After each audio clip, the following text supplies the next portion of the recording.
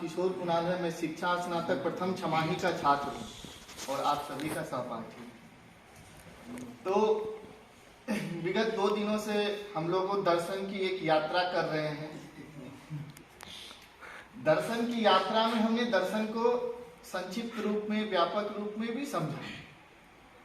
अब इसी यात्रा को एक अगले क्रम में ले जाते हुए हम दर्शन के अध्ययन क्षेत्र, मैं यहाँ भाग नहीं, कल मैंने इसके संदर्भ में कहा था कि हम दर्शन के भाग को पढ़ेंगे, लेकिन दर्शन का भाग कहना ये मेरे संदर्भ से अनुचित है। इसके लिए उचित शब्द का प्रयोग है कि उसके अध्ययन क्षेत्र। दर्शन बहुत बड़ा व्यापक क्षेत्र है, तो उसके अध्ययन क्षेत्र अर्थात किस अध्ययन क्षेत्र में किस तथ्य की अध्ययन करेंगे, किस तथ्य की सत्यता को जानेंगे, उसी के संदर्भ में आज हम चर्चा करेंगे। तो कल जैसे कि मैंने बताया कि दर्शन का अध्ययन क्षेत्र 3 है। मुख्य रूप से दर्शन के अध्ययन क्षेत्र 3 हैं, जिसमें कि पहला है तत्व मीमांसा, दूसरा है ज्ञान मीमांसा और तीसरा है मूल मीमांसा।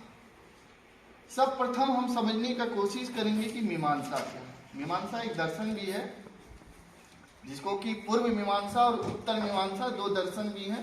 मैं उसके संदर्भ में बात नहीं कर रहा हूं, मैं मीमांसा शब्द के संदर्भ में बात कर रहा हूं अभी फिलहाल। तो सर्वप्रथम मीमांसा को संक्षिप्त में समझते हुए, मीमांसा हमारे दर्शन के अध्ययन क्षेत्र को दर्शाता है। अगर मीमांसा की अगर मैं बात करूं तो मीमांसा हमारे दर्शन के अध्ययन क्षेत्र को दर्शाता है। जैसे कि हम कहते हैं कि तत्व मीमांसा अर्थात तत्व से संबंधित अध्ययन क्षेत्र की जब हम बात करते हैं तो वो तत्व मीमांसा। जब ज्ञान मीमांसा की बात करते हैं तो ज्ञान से संबंधित अध्ययन क्षेत्र की जब हम बात करते हैं तो ज्ञान मीमांसा कहलाता है। उसी प्रकार है मूल मीमांसा। जब हम मूल से संबंधित उसके अध्ययन क्षेत्र की चर्चा करते हैं तो वो कहलाता है मूल मीमांसा। मीमांसा एक अलग दर्शन है। उसके संदर्भ में जब मैं भारतीय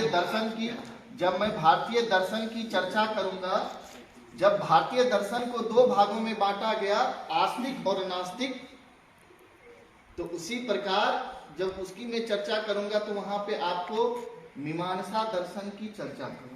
अभी समझा रहे हो नहीं, मैं सिर्फ अभी आपको समझा रहा हूँ मीमांसा। मीमांसा का अर्थ होता है कि दर्शन के अध्ययन क्षेत्र। मैंने कहा कि दर्शन के अध्ययन क्षेत्र को मीमांसा कहते हैं। तो तत्व मीमांसा में आत्मा संबंधित बातें की जाती है, ईश्वर संबंधित जो भी अप्रत्यक्ष रूप से होती है उनके संबंधित जब बात की जाती है, उसका अध्ययन क्षेत्र जो है वो तत्व मीमांसा है। जैसे कि इनके भी कुछ भागों में इसको, कुछ इसके भी अध्ययन क्षेत्रों में इसको विभाजित कर दिया गया। तत्व मीमांसा को कहता है पहला कि आत्मा संबंधित तत्व मीमांसा, दूसरा इसी में आता है ईश्वर संबंधित तत्व मीमांसा, तीसरा आता है सृष्टि संबंधित तत्व मीमांसा, चौथा आता है सत्ता संबंधित तत्व मीमांसा और अंतिम इसका तत्व मीमांसा का अंतिम जो है वह है सृष्टि उत्पत्ति संबंधित तत्व मीमांसा। मैं दर्शन का कोई बहुत बड़ा ये नहीं हूं, मैं आप सभी के छात्र हूं। मैं विगत 3 दिनों से दर्शन पढ़ रहा हूं, तो उसी के संदर्भ में जो भी मैंने प्राप्त किया वो ही मैं आपसे साझा कर रहा हूं। मैं कोई बहुत बड़ा दार्शनिक भी नहीं हूँ, मुझे बस इसमें अब रुचि जगने लगी है, तो मैं सोचता हूँ कि सभी दोस्तों के साथ साझा किया जाए। दर्शन जैसे शुरू में ये तो पूरा लगता है कि क्या बता रहा है हमको, क्या। तो जब भी आप दर्शन, भारतीय दर्शन को जब आप पढ़ते हैं 2 भागों में, आस्तिक और नास्तिक, तो आस्तिक सबसे पहला आपके संदर्भ में आता है कि आस्तिक किसको कहते हैं। वेदों की सत्ता को, बिल्कुल, जो वेदों की सत्ता को मानता है उसी को क्या कहते हैं, आस्तिक। संस्कृत में कहता है आस्तिक वेद प्रशंसकः, आस्तिकः वेद प्रशंसकः, अर्थात जो वेदों की प्रशंसा करे वही आस्तिक है। जो दर्शन वेदों की प्रशंसा करे उसी को क्या कहते हैं? आस्तिक दर्शन। दूसरा है नास्तिक दर्शन। मैं भारतीय दर्शन की जब यात्रा करूंगा तो उस संदर्भ में मैं इस पर विस्तृत चर्चा करूंगा, आस्तिक और नास्तिक। और नास्तिक दर्शन की जब बात होती है, कहता है नास्तिक वेद निंदक, अर्थात वे दर्शन जो वेदों की निंदा करता है उसको कहते हैं नास्तिक दर्शन। तो मैं तत्व मीमांसा की बात कर रहा था। तत्व मीमांसा में मैंने अभी आत्मा संबंधित तत्व मीमांसा, ईश्वर संबंधित तत्व मीमांसा, सृष्टि संबंधित तत्व मीमांसा, सत्ता संबंधित तत्व मीमांसा और सृष्टि उत्पत्ति संबंधित तत्व मीमांसा की मैंने तत्व मीमांसा को एक क्षेत्रों में बांटा। अब आपके मन में ये पहला सवाल आएगा कि आत्मा संबंधित तत्व मीमांसा क्या है? आत्मा संबंधित जब तत्व मीमांसा की बात होती है तो कहा जाता है कि आत्मा संबंधित तत्व मीमांसा में आत्मा और जीव से संबंधित प्रश्नों पर विचार किया जाता है। आत्मा संबंधित तत्व मीमांसा में आत्मा और जीव से संबंधित प्रश्नों पर विचार किया जाता है। जैसे कि इसमें किस प्रकार के प्रश्न आते हैं, मैं कुछ ही प्रमुख प्रश्न की चर्चा करूंगा। वो प्रश्न है आत्मा क्या है? आत्मा संबंधित तत्व मीमांसा में हम सबसे पहली जो प्रश्नों की चर्चा करते हैं वो है आत्मा क्या है? आत्मा और जीवन में क्या संबंध है? जब इन सभी प्रश्नों का हम चर्चा करते हैं, वो तत्व मीमांसा का एक जो अध्ययन क्षेत्र है वो अध्ययन क्षेत्र है आत्मा संबंधित तत्व मीमांसा, उसमें हम इनकी चर्चा करते हैं। इसी में दूसरा है ईश्वर संबंधित तत्व मीमांसा। ईश्वर संबंधित तत्व मीमांसा में हम ईश्वर से संबंधित प्रश्नों पर चर्चा करते हैं, अर्थात ईश्वर क्या है, ईश्वर का स्वरूप कैसा है।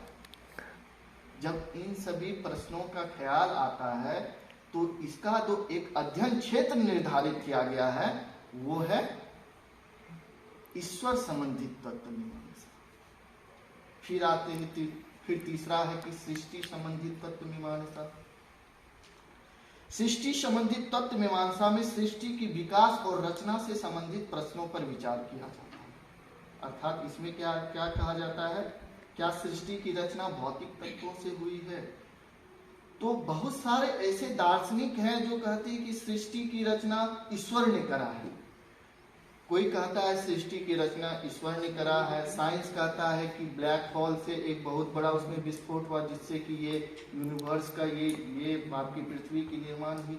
जब इन सभी संबंधित प्रश्नों की चर्चा की जाती है कि सृष्टि की रचना कैसे हुई, जब इन संबंधित तत्वों की चर्चा की जाती है तो सृष्टि संबंधित तत्व मीमांसा में की जाती है। मैं संक्षिप्त में बता रहा हूँ, विस्तृत में नहीं बता रहा हूँ। अब है चौथा की सत्ता संबंधित तत्व मीमांसा। सत्ता संबंधित तत्व मीमांसा के अंतर्गत सत्ता के स्वरूप से संबंधित प्रश्नों पर विचार किया जाता है। सत्ता से संबंधित स्वरूप का तात्पर्य है कि सृष्टि के नश्वर तत्व कौन कौन से हैं। मान लीजिए कि सृष्टि के ऐसे कौन से तत्व हैं जो कि विलीन हो सकते हैं, जो कि खत्म हो सकते हैं। इन सभी प्रश्नों पर जब विचार किया जाता है तो सृष्टि संबंधित सत्ता संबंधित तत्व मीमांसा पे बात की जाती है। फिर आता है सृष्टि उत्पत्ति संबंधित तत्व मीमांसा। इसके शब्दों से ही पता चलता है कि सृष्टि उत्पत्ति संबंधित तत्व मीमांसा, अर्थात सृष्टि की उत्पत्ति कैसे हुई। जब हम इसका अध्ययन करते हैं दर्शन में तो वो भाग कहलाता है, वो अध्ययन क्षेत्र कहलाता है सृष्टि उत्पत्ति संबंधित तत्व मीमांसा। तो तत्व मीमांसा का मैं संक्षिप्त परिचय दिया आप सबों को। इसके बाद कहता है कि दर्शन कब आपके हृदय में उत्पन्न होगी, कब आप दार्शनिक रूप लीजिए। बहुत बड़े दार्शनिक प्लेटो, सुकरात जैसे दार्शनिकों ने कहा कि आपके अंदर दार्शनिक जन्म कब लेती है। हाँ, समराइज करें जल्दी से 2 मिनट में। ठीक है, मैं एक लाइन में खत्म करता हूं यहाँ। जब तक मनुष्य के मन में जिज्ञासा जब तक आपके मन में जिज्ञासा किसी भी ज्ञान या किसी भी तथ्य से संबंधित आप उसके संबंधित आपको जिज्ञासा उत्पन्न नहीं होगी, तब तक आप में एक दार्शनिक भाव उत्पन्न नहीं होगी। उसके बाद कहता है कि संदेह, जब किसी भी चीज के प्रति आप संदेह करते हैं तो उस संबंधित जब आपके मन में कौतूहल होता है, आप विचलित हो जाते हैं, उन प्रश्नों का जवाब ढूंढना शुरू करते हैं, तो वो तब आप में एक दार्शनिक भाव की जन्म होती है, तब आप में एक दार्शनिक विचार की जन्म होती है। तो इसी प्रकार अशांति, जब आपके मन में अशांति नहीं होगी, जब किसी प्रश्नों से संबंधित आप विचलित हो जाएंगे, आप अपने आप को अशांत महसूस करेंगे, उस अशांति से जब आप शांति की मार्ग को ढूंढने का प्रयास करेंगे तो वो दर्शन, तब आप में एक दार्शनिक भाव जन्म लेगी। तो आज की सभा सत्र में मैं दर्शन की तत्व मीमांसा की यात्रा कराया, फिर मैं कल की दर्शन यात्रा में इससे आगे की ओर मैं बढ़ूंगा, दर्शन का कार्य क्षेत्र भी चर्चा में करूंगा। और यहाँ मेरा धन्यवाद।